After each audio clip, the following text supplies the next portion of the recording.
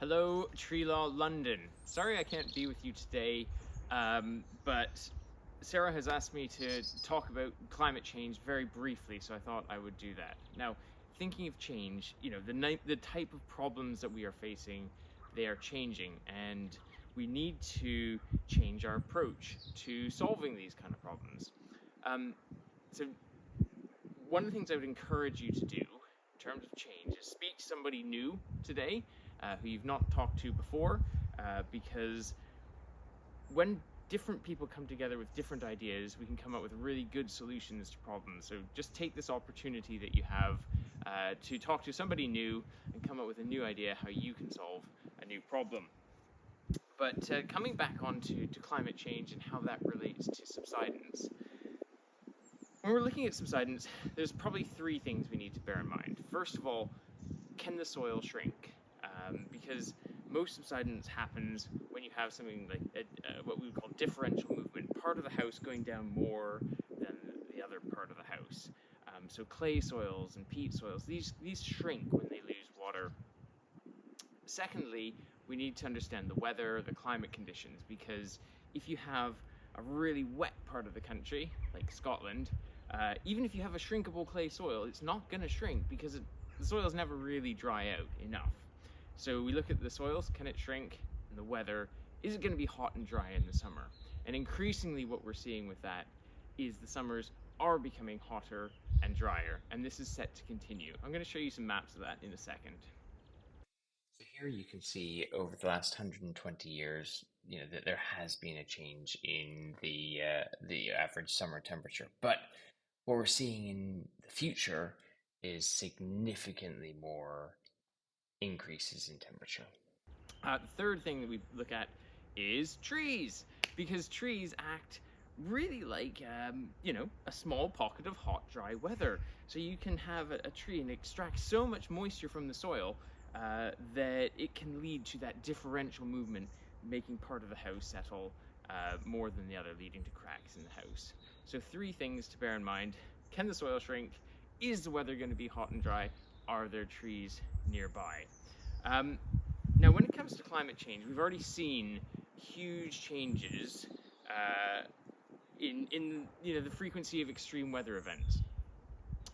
Last year, 2022, we had the hottest, driest summer we've ever seen in the UK. We had temperatures of over 40 degrees, and many, many people lost their lives as a result of this, which is terribly sad. And this is going to continue.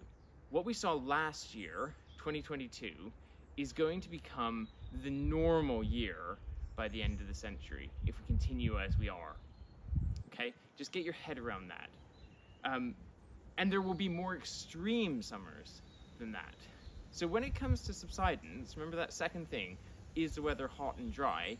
It's going to get hotter and it's going to get drier. And we're going to see more and more parts of the country with these shrinkable clay soils becoming at risk of subsidence.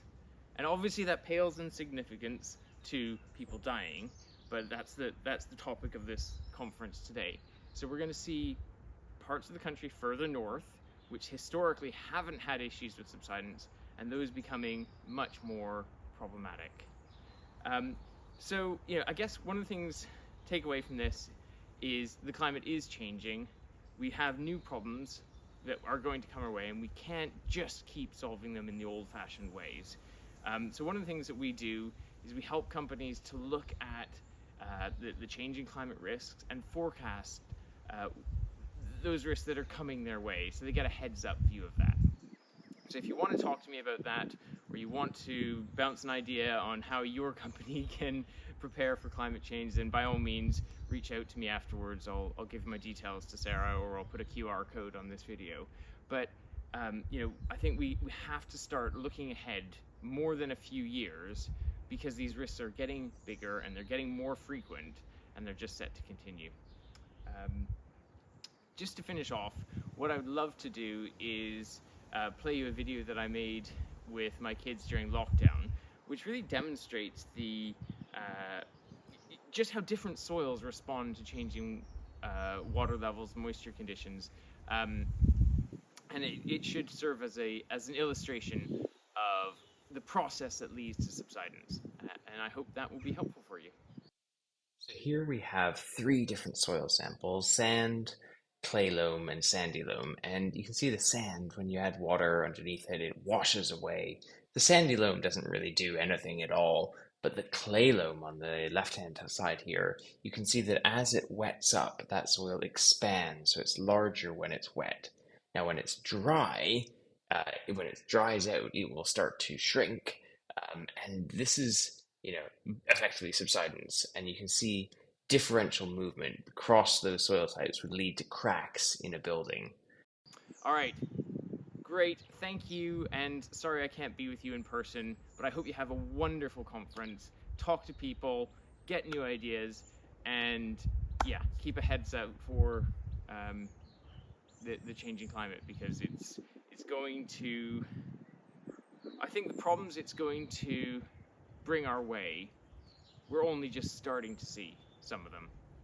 There will be new problems. We need new ideas, and you can be part of that solution. Brilliant. Thank you, guys. See you around. Be in touch if you want.